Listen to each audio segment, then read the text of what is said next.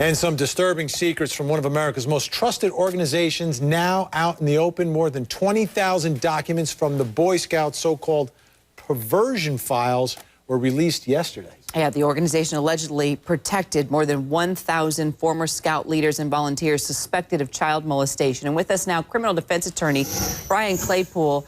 You know, Brian, you've represented sex abuse victims for a number of years. These files date back to 1985, even earlier. You know, at this point, can police really do anything about it? Well, my argument would be this. We're just learning of evidence that there are many.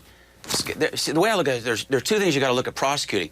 Not only the child predators, but also the Scout officials who were aware of the child abuse and did nothing and covered it up. And my argument would be is we're just learning of this evidence. Therefore, the statute of limitations shouldn't start to run until now when we just learned of this information. So I think the police should be using this information to look at the predators, find them, prosecute them, and find the Scout officials and prosecute them.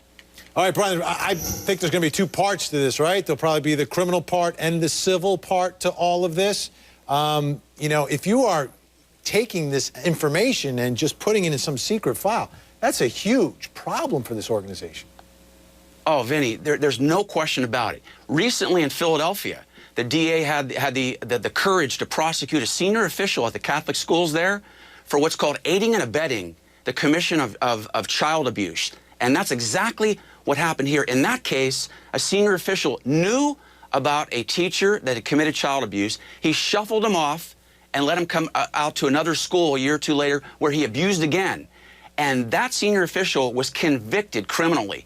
We need to now do that in this situation. These officials knew, they patently knew that these other Scout officials were abusing children, and they turned their eye.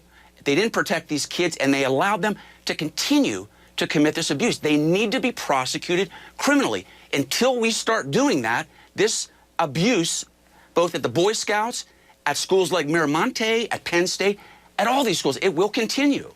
Isn't it amazing? I mean, it's exactly like what we've seen happen within the Catholic Church. Exactly.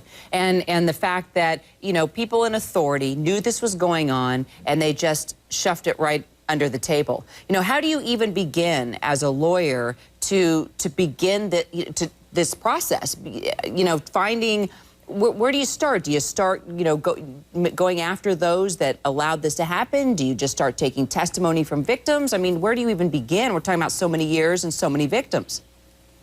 Well, that's a great question. And that begs another question that I think our whole country needs to be looking at. And here's the question. Here's the million-dollar question. Which crime in our country is worse in the Boy Scouts and in Sandusky? Which crime is worse? The actual sexual assault committed by the predator? Yeah, or hiding it. Or, that's exactly right. Yeah. Senior officials who know about it. In one case with the Boy Scouts, an assistant scoutmaster admitted it. He admitted on a tape that he had abused 17 boys. They did not prosecute him. They are more guilty than the actual child predator by virtue of covering it up. All right, Brian, do you think the victims' attorneys here want files from 1985 to 2011 released? Do you think a judge will allow that to happen?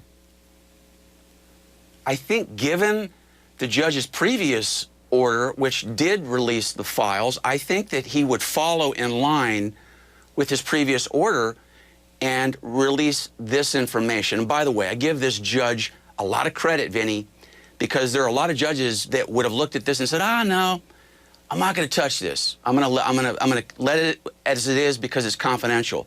He let it out there for a reason. He wants this country to know we have a major problem. We have to be protecting our kids. They are the future of the country, and nobody's protecting them. So, hey, have at it.